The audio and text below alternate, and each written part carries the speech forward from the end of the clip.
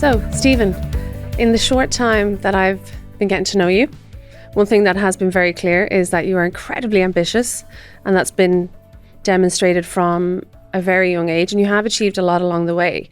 And I'd love to understand what shaped that hunger inside of you and that determination in your early years. Ambitious in business. I was never any good at sport. Okay. Awful at sport. So, and actually, my friend group through school and later through college were incredibly sporty, and in sports, it's probably, the ambition to succeed in business was down to the fact I wanted to be good at something and I wanted to excel in something. And I seem to have had a knack with connecting with people who were older than me and who, were successful or were senior to me in business. So that ability to connect with them and learn from them is just something that probably made me ambitious to be as successful as them, or to emulate some of the career or financial or other spoils that I saw in these mentors or clients or colleagues. So they like inspirational to you, nearly like a blueprint template.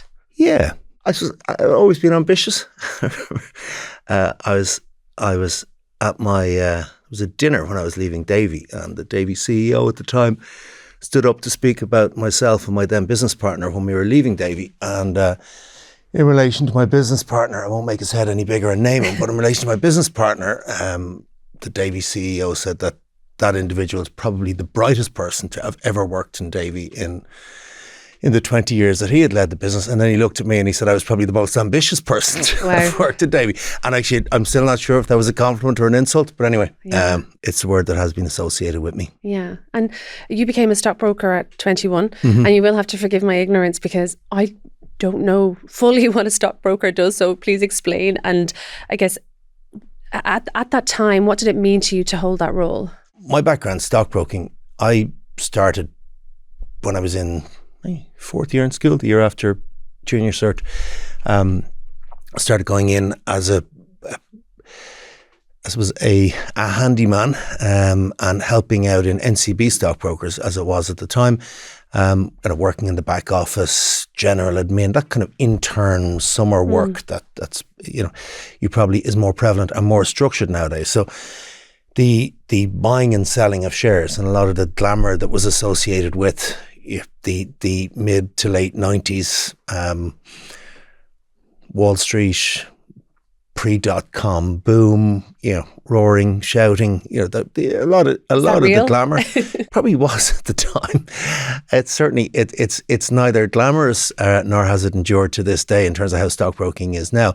But back then, the idea of researching companies, and it was probably that embryonic stage of companies like Irish Continental Group and Kingspan and Ryanair were all small and mid-sized companies, and Ireland was sort of pre-Celtic Tiger, but you really had the sense that there was something great materialising.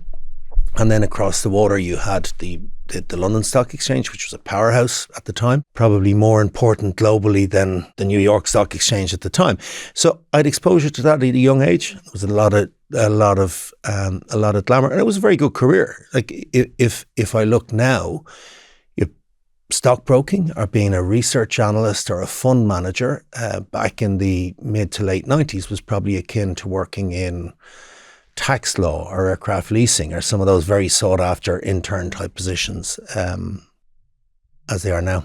And what level of pressure comes with that role and at 21, and how does that pressure grow the more you get involved? The pressure was probably more the sense that you are advising people on outcomes that will make or lose them money. And I grew up in the private client part of the stockbroking world, which is probably the less glamorous and easy to get into, which is maybe why I got back into it back then. Now it's a lot more technical, and I would argue it's certainly where the brighter and the more qualified people now gravitate towards or now sit. But back then it was advising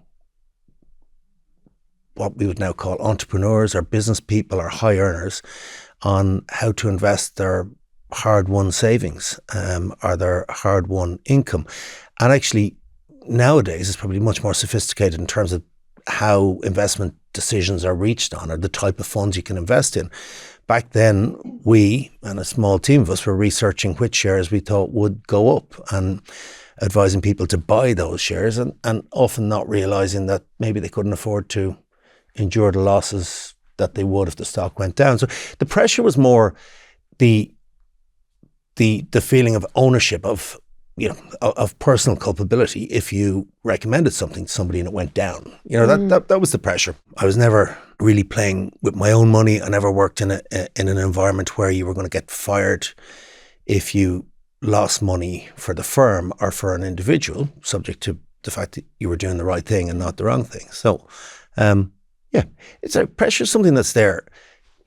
As I've grown older and I've grown more senior, and as my career has evolved into more of a business owner than employee, pressure comes in different ways. I think it's something that's always there. There was a stage in my career when I thought I got to a certain earning level, I wouldn't worry about money or about life anymore. I thought when I reach age 50, as I did recently, that I wouldn't worry about things anymore. I just have a whole different set of concerns now. I think it's just it's hardwired in you. And I was always a businessy kind of a person, so it's those kind of it's those commercial or career or financial type things that I tend to think about and that tend to exercise me. Getting my head around. So I do a very small bit of, trading 212 platform where I make a loss pretty much all of the time. I'm brutal. Like there's no strategy to it whatsoever.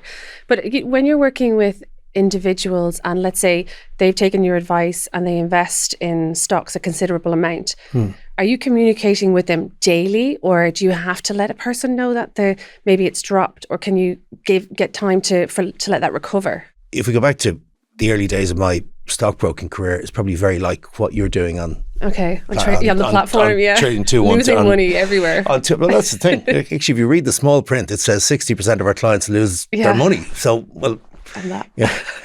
kind of that in itself tells a story. Back then it was very much you should buy Aaron Energy, or you should buy Tullow Oil, or you should, back then, because pre-.com it was energy stocks, and then it was technology and .com stocks and the noughties, and then it was banks and property companies in the kind of 2006, 7, 8. I suppose where I've evolved to as a professional, and indeed where the private client stockbroking industry has made way for the wealth management industry, which is what I now do, and how our business works. It's about helping people realize that if the bank is paying you 0% for your money, and we can build a portfolio of stocks and shares that's going to give you 7% per annum, taking a reasonable degree of risk, the £1,000 or €1,000 you put in today at 7% per annum will double every whatever that is, every 10 years. That is a really, really good rate of return. Trying to double your money on trading 212 doesn't really work. 60% of the time it doesn't, statistically. So what we do nowadays is help people realize that, if you want to take huge binary risks, that, the consequences of that can be life-changing, or it means you can't buy that second home, or it means you can't retire at 60, you got to wait to 80. It's very much around education. Yeah. If you're 40 now, if you're earning €100,000 a year, if you want to retire at 60, you need to put a percentage of that away, and let's invest it so that 6 or 7% per annum means you can retire definitely at 60. If we want to do trading 212, well, maybe you can retire at 50, but or maybe 80. Like, do you really want? Do you want to take those risks? Or owe them money? Or owe them money. In my case, probably. So, so private client stockbroking has made way for financial planning and wealth management, which is a good thing, because the outcomes, while more boring, are certainly more sure. And you joined Davy at 28, and you rose fast. And what did those earlier years represent for you? I started my career, as I say, in NCB in mid-90s when I was 21. Moved from there to Goodbuddies, which was a very good firm. It's kind of the number 2 in stockbroking in Ireland, but was the oldest. The blue blood had been there since before Davy and all the others. But like Davy was Davy was the pinnacle. Even back then, it was the largest private client stockbroker. It was the largest corporate advisor on the market. Our byline was Davy acts for 70% of the top 100 companies on the Irish stock market. Davy controls 50 whatever % of the flows in the Irish stock market. It really was, it was the 800-pound gorilla. So I suppose going in there and going in at a relatively senior level, I went in as a director in their private client division, initially to set up an office in Cork. So joining Davy in itself, you know, joining a firm that you've always respected, you're working with some really, really bright people. So it meant you were just going to learn more. You know, you'd worked with bright people through your career, but Davy tended to be a conglomeration of kind of the best on the research side, the best on the equity side, the best on fixed income. So you just knew that you were going to learn. You're going to learn a lot more there. And then you throw the Celtic Tiger boom years into the mix, where you know, it was, Ireland was a very, very hot place, and a lot of money being created. As we know now, a lot of it was property based, a lot of it was borrowed. So it didn't end too well for us when the cycle turned in 2010 and 11. But going back to Davy, great firm to join, firm I really, really respected. No, the Davy that I joined in 2004 changed very dramatically coming out of the financial crisis, where we had to recalibrate our business model and we had to move out of riskier areas of what we had done pre-crash. You have an important accolade as well when you were in Davy, and you were the youngest director. And what did that cost you personally, and what was that for you? Yeah, I went on the board of Davy in 2012 as the youngest director at the time. It mattered a huge amount then, more than it would now. Okay. You know, if I look back at it, in your mid-30s, in the economic environment we were in at the time, in a company like Davy, which was full of high achievers, that was very, very generative in terms of, you know, ambition, working, wanted to be the first car in the car park in the morning, wanted to be the first out, but actually at what sacrifice? And, you know, look back at things like, you know, work-life balance. We were starting a family at the time with very, very young kids, and all you're doing is working, and you have no hobbies, and you have your home life and you have your work life. And you know, in terms of exercise, in terms of, you know, mental health, in terms of balance, there probably wasn't a lot of it. Thankfully, I'm here, upstanding and healthy. If we're setting out a scorecard for the next 10 years, or if we were setting out a scorecard for the last 10 years, being a director at Davy probably wouldn't be as high now as it were 15 or 16 years ago. I think though 28, you know, you're still at an age where you're trying to prove something to the world and trying to prove something to yourself, you know, and I think when you are of that age and you've achieved something young, everything else goes out the window, you know, and that's what you have to focus on, and you did it successfully. And I think you can, when you're in your late 20s, you feel you've always got time to do that later. I'll look after my health later. I'll look after I'll come back to these things. But I know when we chatted, you explained the Celtic Tiger as a period of time where it was ruthless ambition, or, you know, ruthless in the Irish business industry. How did that show, like, how did that look when you were trading and, you know, working in that time? To me, it seems like the blink of an eye ago, but it's nearly 20 years. And it looked pretty surreal in retrospect, but it felt really normal at the time. Like you had fortunes being created in property. You had bank shares going up at 15 and 20% per annum repeatedly year after year, and people were using leverage to buy those shares. So you had millionaires being created all over the place. It was the first time that Ireland really had and really felt wealth. We didn't deal with it greatly and borrowed more money to buy properties. You know, the Galway races with choppers, you know, more Bentleys per capita than West London. Wow. At the time, we thought, you know, we were all proud of ourselves. In hindsight, it should have been a shining beacon that, like, guys, we've got ahead of ourselves here. So it was a really, really interesting time, and because I was in the centre of it in terms of advising clients, because I was in the centre of it in terms of a firm that was, you know, was very important in the Irish financial ecosystem. It was a really interesting observer seat, and it was probably a bit player in it, but a very small bit player. Yeah, it's funny. Like, I started my career in 2000, and 8. I was like 24 or something. I can't remember what it was. And I started in recruitment. So I didn't experience the highs of the Celtic Tiger. I started in a time where I used to walk around business parks knocking on doors for business. So like when I hear about it, I never was around for that. You blame us for ruining it for you. I know. Well, whatever exuberance in the previous 10 years. Well, it taught me a lot. The first 3 years were the hardest 3 years I ever worked. So there you go. It gave me a good foundation. Right smack bang in the middle of a crash, starting in recruitment, trying to find companies to recruit for when there was no jobs. So it was a good start. It was something you mentioned when we were chatting that you gave everything when you started out to build your career, and that meant few hobbies. You mentioned you were starting a young family. Like, at what point did you realize that the imbalance was possibly too far? I don't know if I have yet. We set up a new business earlier on this year called Fordel, which is Ireland's new independently owned challenger wealth manager brand for high net worth individuals, and it's really stepping into a space where there's no competition and no differentiation anymore. Like, high quality financial advice and wealth management is now owned by the banks and the life assurance companies. So we're stepping into a gap that used to be owned by Davy and by others. But sorry, there's a reason for me going off on a tangent. Like, I left Davy 5 years ago.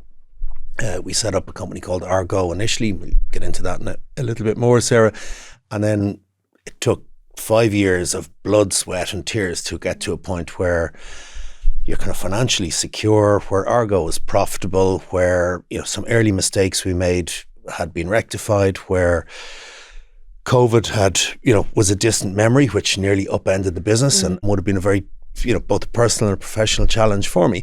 And then decided to jump into Fordel, and my wife said to me, "Sure you want to do this? Like, you're kind of," I turned 50 recently, because like, you're nearly 50 now. If you do this is the next 5 to 10 years are mapped out for you. And here I am again. And like, if I look at work-life balance, if I look at hours, if I look at all of the things that keep me awake at night, you're heading into my third decade or fourth. I haven't even done the maths, but anyway, I was 50 recently, so third or fourth decade, where the stuff that makes me worry is work. Yeah. And how are we going to achieve that? And what, who's snapping at our heels, and how do we get there quicker than anybody else? I think it's just in me. And sorry, I've been very lucky in other ways. Like, we've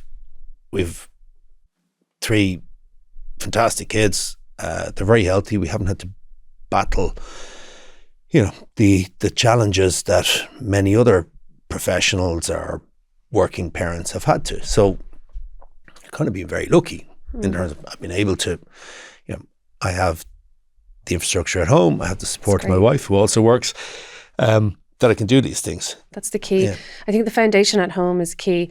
But, asking that question, it's so clear that it brings you such purpose, like building something and achieving and having, feeling like there's momentum actually does fulfill and gives purpose, and I totally understand that. I know we chatted before, and you mentioned that when you were in Davy, that, the CEO title was incredibly important for you at that time. And what was it about that? What did that represent, and why was that important for you? The CEO thing, like, CEO is just a title. We realise that more now than I did back then. It was less about chasing the CEO title and more that you wanted to win. You wanted to be the leader of the biggest division in Davy, and probably at an earlier stage in my career when I was in Goodbody, you wanted to be the person who brought in the most new business each year. And at a much earlier stage in my career in NCB, when you were literally lifting phone books and share registers and cold calling, a little bit like you did when you started out in recruitment, it was, I want to make more phone calls that convert into meetings than anybody else on the floor.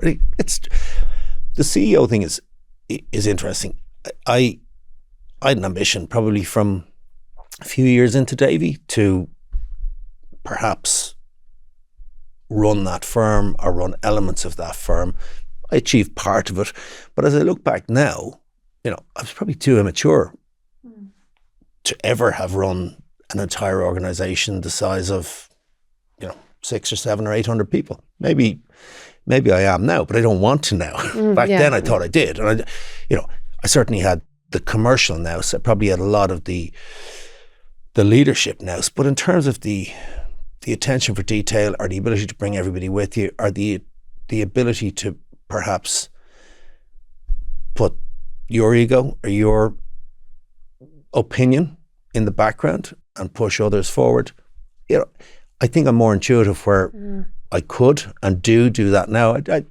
If I'm being self-critical and reflective, I really didn't do that 10 years ago. No. So that's awareness. And how would you have described, or how would you now, looking back and reflecting, describe your leadership style during your time there in Davy? When I started to take leadership roles on in Goodbody in my 20s, or Davy in my late 20s or into early 30s, I was a relatively young manager.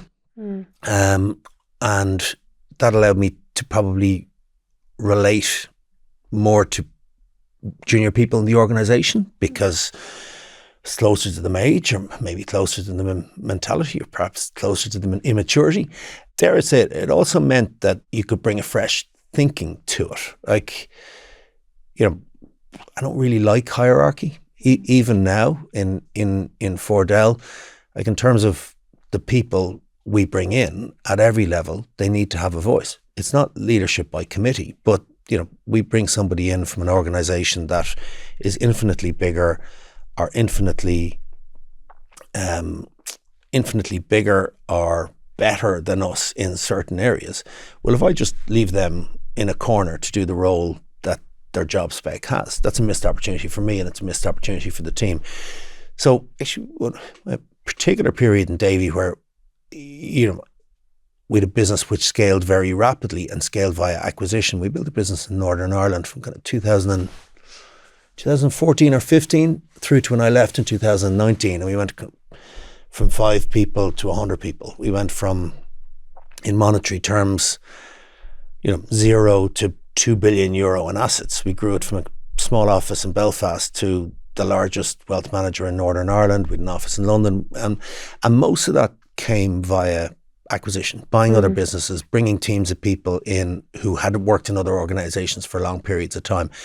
So it was really interesting, because having come from the initial number of years in Davy, where there was a lot of longevity in the organisation. People started quite young and worked through, and that was the glue. That was a lot of the success. People had worked with each other for a long period of time. We understood each other. There was kind of a common culture, common good, common cause.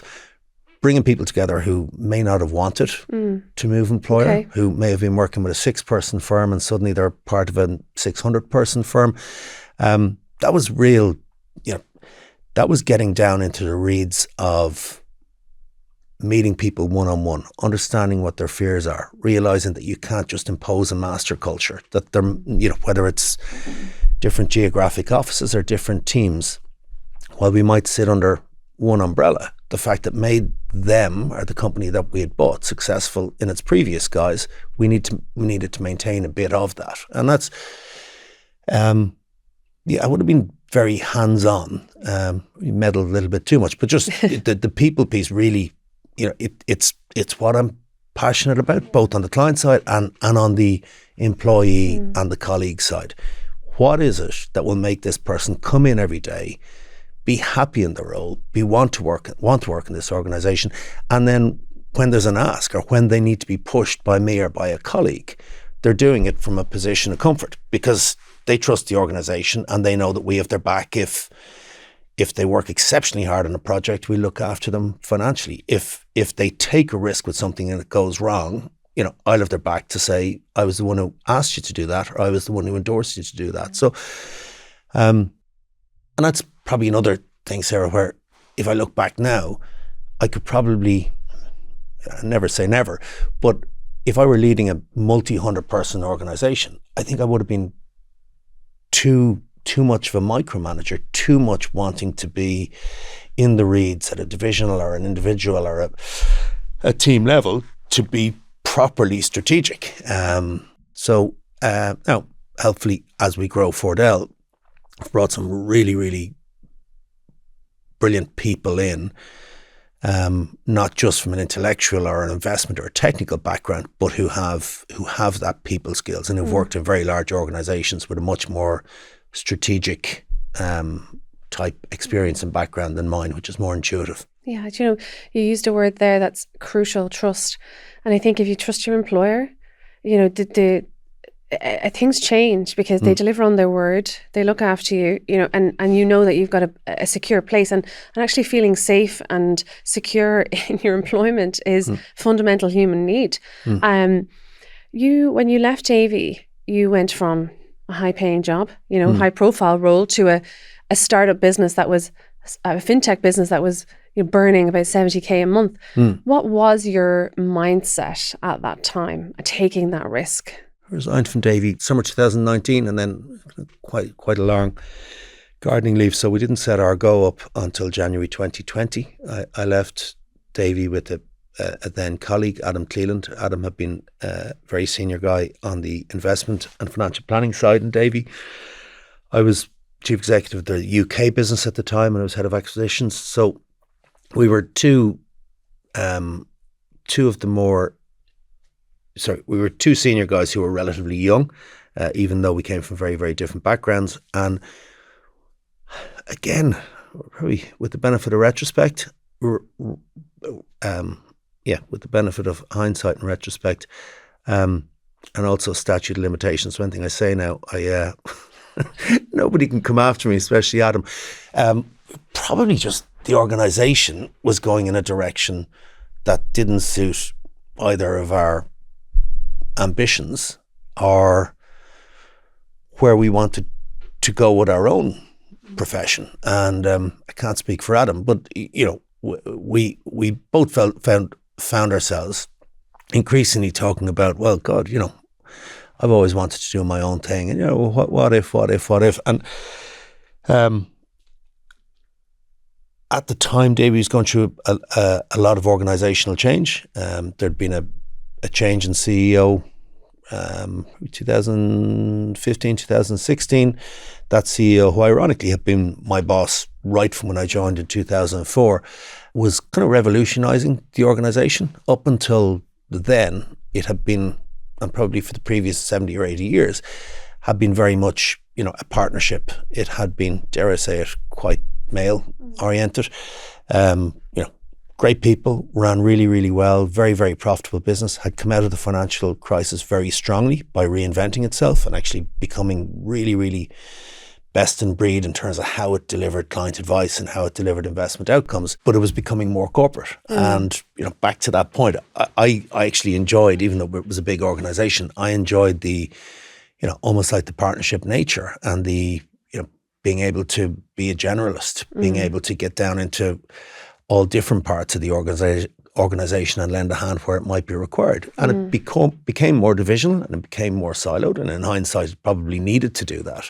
And I just got to a point where as I said, I always felt that I could back myself. If I didn't end up running a large wealth management or financial organisation like a Davy, I was always going to back myself to be successful in my own right.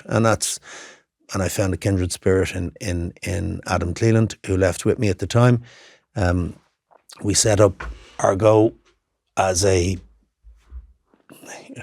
it's a real mouthful, but it was what we had to agree at the time under our non-compete arrangements, an ultra high net worth financial advisory business and a financial technology platform providing services to family offices. So that was what Argo did. That's what we did for the first 2 years. We then carved out the fintech piece, which Adam has since gone on and grown very successfully into a business called Asora. I'm still a director and a shareholder in that. And I kept Argo, which was kind of that white gloves financial advisory boutique for very, very high net worth clients. And because of some legacy contractual arrangements and shareholder agreements with Davy, I couldn't operate in the wealth management space until many years later. So wow. And with those restrictions, because they're just so common in every industry, same in my industry as well, you could be slapped with 12 months. I'd imagine yours might have been longer. But with those restrictions and living it, what does that teach you, or that experience teach you about ego and control and the necessity for it? It's a lot simpler than that. It was, it was a need state. Like we stepped out of Davy into setting up Argo in January 2020. We hired a dozen staff, most of them really expensive technologists. We'd no revenue day one. We signed a 5-year lease on a building on Hatch Street. We put a lot of early money into tech. We put a lot of early money into building brand proposition. And then we were ready to go in February 2020 and COVID hit. And, effectively there was actually, think about it, 70 or 80 grand a month going out on a net basis. There was very little coming in, and there was, everything going out. And that was all self-funded at the time. So there was a business plan. We'd written a business plan which never foresaw a situation where Adam wouldn't be able to get on planes to sell his financial technology product, or I wouldn't be able to drive up and down the country and get on planes to London and sell wealth advisory services. We were stuck in our home offices for 2 years looking at each other on a screen and the money going out. So it caused a little bit of self-reflection. You're going to look back and go, well, I felt I needed to get out of Davy. I was probably not as happy there as I had been for a long term in my career, and I wanted to do my own business. And you're going, I now have my own business, but not only have I no salary, but like all our savings are going out the door. So that first 2 years of Argo was a very, very difficult period. But you knuckle down, and as I say, we carved out the fintech business and the advisory business because Adam and I both had kind of a real honesty session, which was we both wanted different things, and if we were about to achieve those things, we were better off separating. And that kind of took the mutual crutch away, which is kind of where we'd helped each other out of our previous employ. But it made me work harder than ever. And the imbalance. You mentioned ego. You can no longer wonder about, how big a division I have or how many people I have reporting to me. You're wondering, how do I get our next client? How do I get our next client? How do we get in front of somebody on a Teams call or a Zoom call and convince them that they should entrust little Argo with their 100 million euro of assets? Wow. Because that was the market we were playing in. It was so niche. It was, by definition, an ultra high net worth investor is somebody who has 25 million euro of investable assets. And there's lots of them in Ireland, but getting them to trust you over a Zoom call was very difficult. Yeah, but I can imagine. Did it, got the business to profitability, came out of the crisis, came out of the COVID lockdown, a little bit financially bruised, a little bit professionally bruised. Ego was definitely bruised, but you know what, it wasn't a bad thing. Yeah. And when the learnings we had during that period in terms of how to engage with people, in terms of how people value trust, they value that extra mile that you'll go, because at the time we had to, and it was their only differentiator. Certainly it's a lesson I learned in my late 40s that I think will stand to me for the rest of my life. Yeah, and let's say somebody is in the situation that you have been in. They're employed, they've got an idea, they want to be entrepreneurial, and they're thinking about leaving and potentially setting up something themselves. Having lived this, what advice would you give to those people? If people knew how hard it was to set up your own business, they wouldn't do it.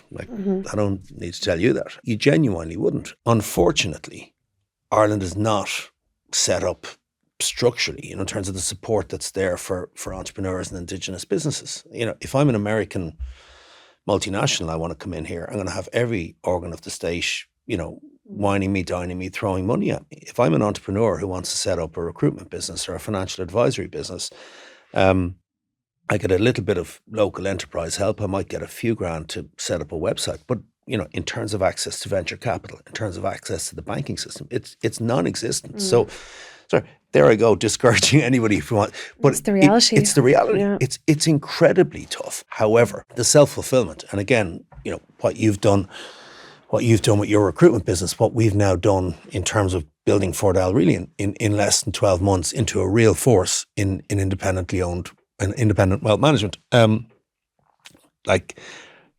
that's worth all the pain. Like it's the purpose. Yeah. Financially, would I have been better off staying in employment? Absolutely. You know, would I feel a lot more secure? Would my financial welfare, my family's financial welfare be better off if I'd stayed, for example, in Davy? Probably would. But I've forgotten the scars of kind of 20, 21, 22, 23, and you're now looking at, it's the sense of destiny, the sense of being able to make decisions with no real time lapse, the sense of being able to not worry about politics, the sense of being able to recruit somebody without worrying who it might offend. That's great. And the sense of fulfillment, not just for me, but like when I see people who've joined our business 12 months ago and they're flourishing in Fordel because there's no barriers. I don't mind who they deal with. I've hired them because I want them to be successful unconditionally. You can do that with your own business where you can't in organizations. Yeah.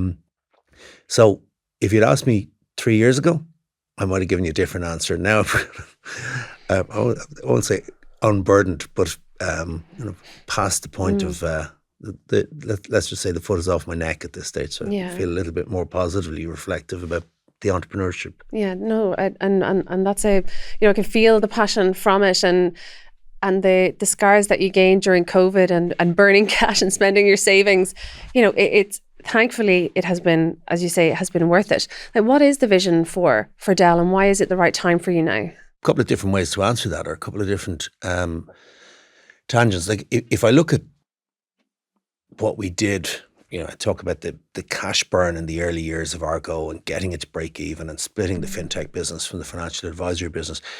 We built an amazing client base. We were really, really lucky and privileged to have picked up some amazing clients who, some of the most successful people on the island who entrusted us to advise them on their investments, to help them through business sales, to help them through big liquidity events. So that there's a lot of mutual trust built up, because we don't operate on a commission basis. We operate on a fee basis relative to the value that we add. And actually, if you come to me and say, back in the Argo days, I've just sold my business for €100 million, what will I do with it? I'm probably more motivated to tell you to put it on deposit for the first 12 months than to invest it, because you have to come to terms with it. You have to decide how you want to readjust. We built a massive trust because we were seen as the honest broker, and we were almost client side. We were sitting on the client side of the table when it came to evaluating how they were going to spend their money or how they'd structure their investments. So made some really, really strong bonds. So middle of last year, middle of 2024, when I decided we wanted to set up, and to kind of move from that boutique Argo structure into a large challenger wealth manager where we really grow it really strongly over the next 5 or 6 or 7 or 8 or 10 years, however long I remain healthy. As I spoke to that group, I'll back you. So, all that you talk about, maybe the blood, sweat and tears put in the early days, you suddenly realize you have these amazingly supportive group of business owners, entrepreneurs. They were able to give me the financial backing, because Fordel is a much bigger enterprise than anything I've done before. And it needs a lot of capital on the tech side, on the recruitment side, on the operations side, on the regulatory side. So with a group of investors came in and wrote checks and wrote multi-million euro checks in order to get Fordel established and to fund the growth over the next number of years.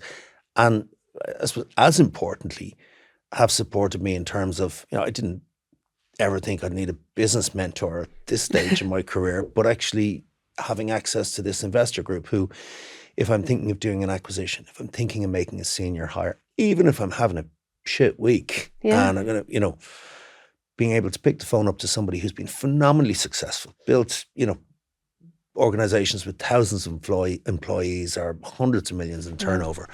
That access has been fantastic. And insofar as I go in every day, and not always in good mood, but I like to think I'm constructive and I'm positive in terms of trying to do the best thing for the business and encourage everybody to do the best thing. You can get a little bit lonely as a CEO and as a business owner, which I'm sure you know yourself, that the investor group, as I call them, has just given me a new impetus in terms of people who I can engage with, and not just because they financially backed me, because I can go to them with that's a with theme. stuff I need. That's it. You mentioned that is something that comes up in all of my conversations. 90% of them is that mentorship piece, no matter what level, what age, where you are in your career, that having that person that can be a soundbite or, just offer guidance, that's lived it, that's, seen different things. Like, that is one thing that's coming up over and over again. And it's absolutely something I need to do, is to get a mentor. Like, and it's great to hear that that's been a huge positive influence in where you are now. Who is the Fordel client? Like, what is the client base for you? Ireland's become incredibly wealthy, and apart from the ultra high net worth type that we talked about, and that was the early stages of Argo, wealth that's been created by business owners, high paid executives, people in tax, fund services, aircraft leasing, these high earning individuals. Ireland's wealthier than ever before, and on much firmer sands. Like, it's not all in property this time, and there's very, very little leverage or personal debt out there.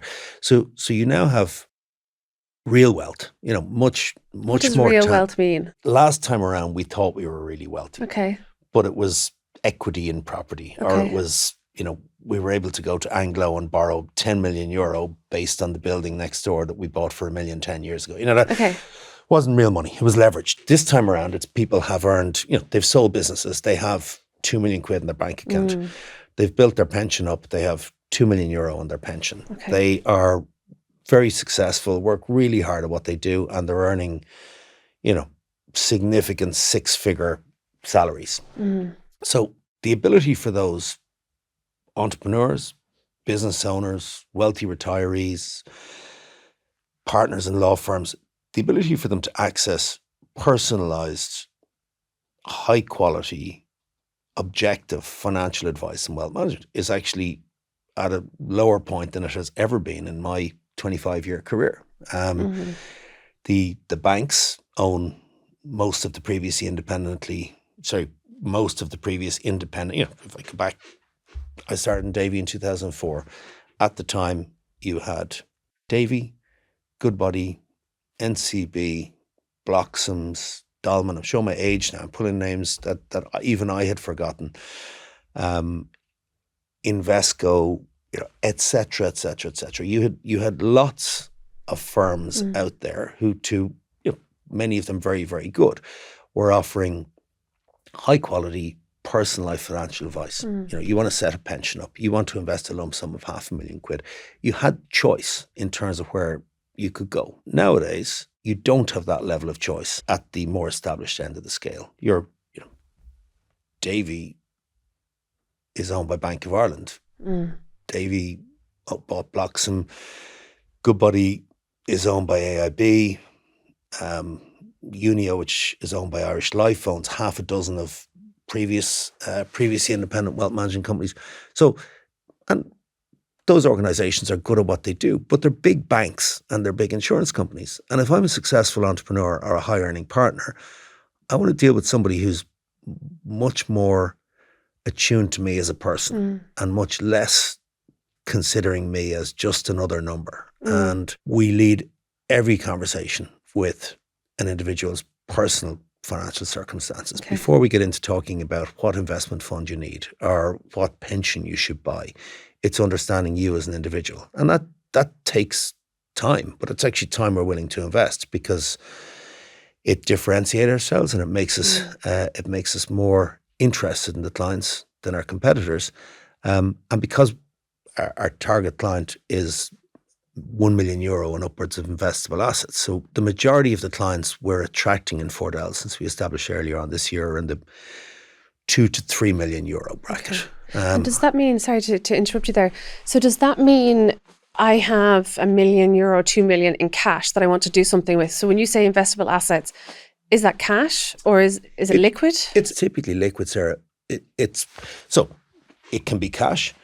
A huge area is pensions. Because anybody who's a high earner or a business owner is contributing to a pension every year. There's a rush in October before the tax year end to write a check. And you've often hundreds of thousands, and in case millions, sitting in a pension fund where you're being overcharged, where your investment performance has been crap, and where nobody ever rings you and asks you, is there any area of assistance you need help with? But you don't know any of this, because all you do is you write a check at the 15th of November or whatever the tax deadline is. And one of your biggest assets is actually underperforming, overcharged, and getting no service or attention. So pensions is a big area of what we do, both pre-retirement and post-retirement. We find a lot of people who worked in banks or worked in large companies or had their own company, they retire, they have a big pension pot, and they don't really look at it or don't really know how it's invested or how they're being charged once it's given them an income of 80 grand a year. And if we sit down in front of them and say, well, you're being charged 2% per year and you should be charged 1%. Your investment manager has done a shit job over the last 10 years. And actually with some minor tweaks and actually taking less risk, we can give you 5 years extra retirement income. You know, that's a compelling proposition. No-brainer. And nobody's speaking at a scale level, i.e. firms that are putting themselves out there and growing like we are. We're not seeing others having those kind of conversations. There's some really good small 2 and 3 person boutiques out there, but like, so we're looking to do it at scale. I've always been interested in this. What does Irish wealth look like? So what is the top 1%? What is the top 10%? What is the distribution? Yeah, we produced a piece of research earlier on this year. And my colleagues, Caoimhe Lane and Ollie Maloney, who wrote it, will kill me for not remembering the high level stats. But I think it is something like 1 in 5 Irish adults are millionaires on paper. But actually, if you strip out the home, if you strip out the home, I saw a piece of research, I think from Davy today, who's saying that actually it's more like 75,000 people are truly wealthy in the millionaire category if you take home out of it. But what does really wealthy mean?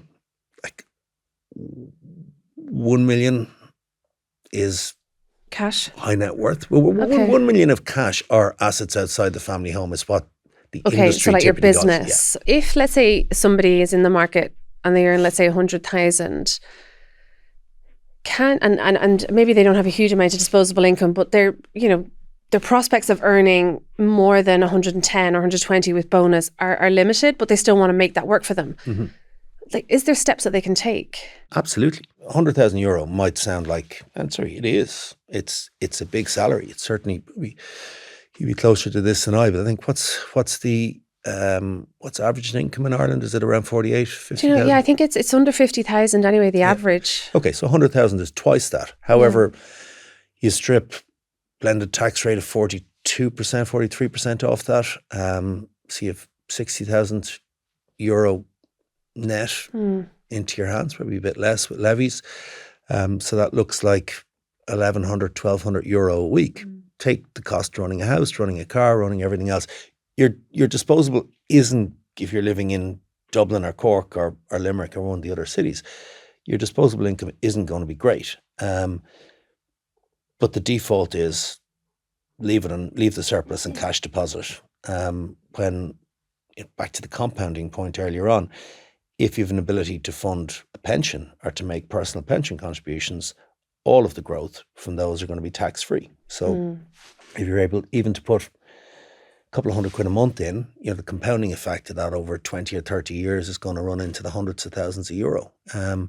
There are really good, and we come back to, you were asking earlier on about the Fordel business model. Yes, we deal with people who have €1 million and upwards, whether that's cash, whether it's pensions, whether it's existing investments that they want to move to us. But a lot of what we do is high earners putting surplus cash away for kids' college fund, or the fact that you can gift to your children in Ireland up to €3,000 per annum per parent. Most people, and especially in wealth management, most people don't think about that because it's $3,000 isn't seen as a lot. You're saying it's an absolute, in terms of when you're doing the checklist at the end of the year, pension contribution, VHI contribution, etc., etc. $6,000 to each of the kids or to each of the grandkids. It's those little compounding pieces that really round out. People talk about wealth management as an industry or as a service, but more often it's a bank or an insurance company saying, how much money can we get off you now to invest and charge you a fee and really not have to spend an awful lot of time from day to day or month to month. Where we look to be different is we'll do that for you. We'll seek to do it at as good, if not better, a way as it's been done by the large banks or insurance companies. But around the edges, what are the other things that can add value? Back to the gifting, the kids' accounts, the college accounts, life assurance, those things that actually are going to make a huge difference at some point down the line when it comes to having to pay 10 grand a year for a son or daughter going to university, or if there's an illness where there's a policy there that's been costing you a modest amount of money that steps in and pays the mortgage in the event of an unforeseen illness. That's what I see as proper financial advice and proper wealth management, and it's where we start a lot of the conversations. And if that's the starter, and if somebody doesn't give us the €1 million for 6 months or 12 months or 18 months, well, that's fine. You start small and we'll grow. And what does it take to succeed in your industry now, today? Incredible transparency. And unfortunately, we're in an industry that in certain cohorts are not transparent. Like the regulation in Ireland, while we've improved a lot coming out of the banking crisis, and the central bank should be commended for a lot of the safeguards they've put in place in terms of making sure that advisors are better qualified and better educated, and that firms have minimum standards that they must abide by. We still see bad actors out there selling unregulated products and various wind energy and solar deals that are paying massive commissions to introducers, and the client doesn't know anything about it. So transparency is huge. If somebody's coming into us and they want to invest €1 million, what I often hear is, well, my existing broker or advisor has told me they have a deal that will pay 8% per annum. And I said, well, it's not going to pay 8% per annum without a significant degree of risk. And has that broker told you what the risks are? And have they told you what commission they're getting paid that they haven't disclosed to you? So again, I look where we differentiate ourselves in Fordel. It's about transparency. And if difficult conversations need to be had to say, well, the return you expected hasn't been as high, or the return you're expecting can't be achieved without taking big risks, it's being upfront and having those discussions. Yeah, that's great. And I think that can be respected. There's so much trust that's built from being transparent and open, and also it takes a lot of experience to be able to be so transparent. There's years gone into that skill. So just to shift back to a bit more of a personal slant. So I know recently you joined the board of St. James's Hospital Foundation, and I'd love to get an insight into what motivated you to do this. The short answer is a friend, a business associate, had recently become chairman, and he was looking to strong arm people who he believed to have various skills. So he needed somebody in the financial and fundraising sphere to come in and help. You talk about work-life balance. I made it sound earlier on, or you made it sound as if I had no work-life balance. It's all work. I do like charity stuff. Like when our youngest, Richard, was born in 2011, he was incredibly sick when he was a baby, and he was in Temple Street for quite a period of time. And I became involved in fundraising for Temple Street, and ended up on the advisory council of that hospital. A friend and member of our local GAA club, Sean Cox, was attacked a few years ago in Liverpool at a game, and ended up in a coma, and he needs 24/7 care now. I and a group of friends came together, and we raised €3 million for Sean, really to give him the life and the care that he needs. So, sorry, Wow. the St. James's Hospital didn't come in isolation. I'm not trying to big myself up on the charity side. It doesn't take up much time, but there is a context. It is a little bit of, you do so much that's involved in advising wealthy people. You do so much that's involved in wealth creation. Well, actually, some balance. And I had a gap in my CV in the balance area recently, and somebody must have spotted the gap and rang me and said, "Listen, we've a board seat on the St. James's Hospital Foundation. It is going to take some time, but it is, like, St. James's is the largest acute hospital in the country. It serves most of West and a lot of South Dublin. It's a huge campus, and I had some personal experience there, which I'm not sure if the individual knew when he called me, but it was kind of it was an emotive one. I was a patient there for a period in my early 20s. I had bone marrow transplant in 2002 in St. James's. So it's one of those ones where I don't put it on LinkedIn and it's not in my CV. It's not that I don't mind talking about it. I was diagnosed with leukemia in 2002 when I was 26, and early 2002, and then on chemo for about 6 months, and then a bone marrow transplant in St. James's, and I spent several months there. Actually, that's, and I haven't spent quite a bit of time in James's at board meetings and various, at the time of year that's in it, we're planning strategy for 2026 and the foundation at the moment. So I've actually been in the hospital a lot recently. I haven't gone near the old bone marrow unit. Okay. Maybe it's somewhere I just don't want to go back there, or the corridors haven't taken me there. But so yes, I took on the St. James's thing. It is because I do like. It's personal to you as well. And it's personal to me, yeah. Yeah, it's personal. And wow, it's such a huge thing that you overcame and are here stronger than ever now, looking for the next 10 years building a business. So like, what is, before we wrap up, just to understand what is important to you now, you've had your own personal challenges, you've had a family, you've had a fruitful career, a great career. Like, what's important to you now? Maybe ask that question again when I just rebut a couple of things you said. Like, I haven't had to overcome that many challenges. Okay.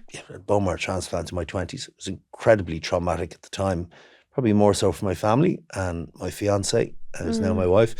I was very, very lucky that I had a sister, Neve, who was a perfect match, and it meant that really de-risked the transplant and meant that I went from being very worrying to something that was much more manageable. Setting up Bargo and going through those early growing pains during COVID and after leaving Davy, there was no hardship. You're never worried about the roof over your head. So I suppose the point being, I haven't had to overcome that many challenges. I've been incredibly lucky in terms of people I've worked with during my career, in terms of my family, even in terms of that health setback. Lucky with the care in St. James's, lucky with the doctors that I had, lucky with the fact that my sister was a match. So no, I do not see myself as having had to overcome many challenges. What do the next 10 years hold? I know your podcast series, Sarah, looks at or speaks to people through a business lens. So I suppose I have to answer that first and foremost. I'm almost giddy with the opportunity that exists for Fordel. Like, one of my, in the 2 or 3 years I was waiting before we set up Fordel, and when I was still had some restrictive reasons that I couldn't do it, I was nervous that somebody else would do it. Somebody else would foresee the opportunity to create a fresh brand built on transparency, built on really high touch personal financial advice, and they do it before me, and thankfully nobody has. And there will be others, and there are other really good firms out there, but in terms of building something that I see as an exemplar in financial advice and wealth management in Ireland, me and others getting great fulfillment out of it, meeting some great people along the way in terms of colleagues and clients, and looking back and being proud of it. And actually, I don't know what it'll bring financially, but I nearly have a greater surety and a greater excitement that I'll look back and say, geez, we created something really, really brilliant. So that's the next 10 years. But then, I've 3 boys. Joshua and Killian are 19 tomorrow, and Richard's 14 recently. I look at 19-year-olds. Well, technically 18. They don't want to be 19 until tomorrow. But I look at them, and like me at 19 was like, I dropped out of college because I just couldn't settle and I wanted to work and I wanted to earn money as quickly as I could, and there was that urgency. I look at the lads, like they're both in first year in UCD, they're living their best lives, they play loads of sport, they have a fantastic social group, they're at loads of concerts, they really, if you look at sport, social group, education, they have a much more balanced lifestyle than I did at 19. So, I'd actually maybe like to recapture some of that with my family over the next 10 years. And you talk about luck and privilege. We're lucky enough that we can do that. Like we take good holidays. We're a strong family unit. We get on well together most of the time. So, I want to do more of that. And please God, health stays, and please God, all the other factors mean that we can continue to do that, and I can continue to do it over the next 10 years. Yeah, you have such a great attitude. I don't think you see anything as a challenge, anything, what you've said is absolutely true, but your attitude and your disposition is strong. It's a solid, strong, forward thinking. I say nothing is an obstacle for you, which I really respect. But just to wrap up, so 3 fun questions we ask all of our guests, as awkward as they are. If you were stuck on a desert island, what 3 items would you bring? I thought long and hard about this. Like I'm a phone addict, so obviously when I bring my phone, I have to bring a power block because I bring one everywhere. Yeah. One in my suit jacket there, even though I was only coming around the corner. What is the 3rd thing that I would do? I'd probably bring a hoodie because it'd be cold at night. So you're very literal. You're so literal. I'd be very happy then. And what was the last book you read or podcast you listened to? I listened to some of your podcasts just so I was prepared for today, and they were really good. I was really impressed. The last book was 1929, which is actually only recently written by Andrew Ross Sorkin, who's the producer or the producer, writer of Billions TV series. Oh, okay.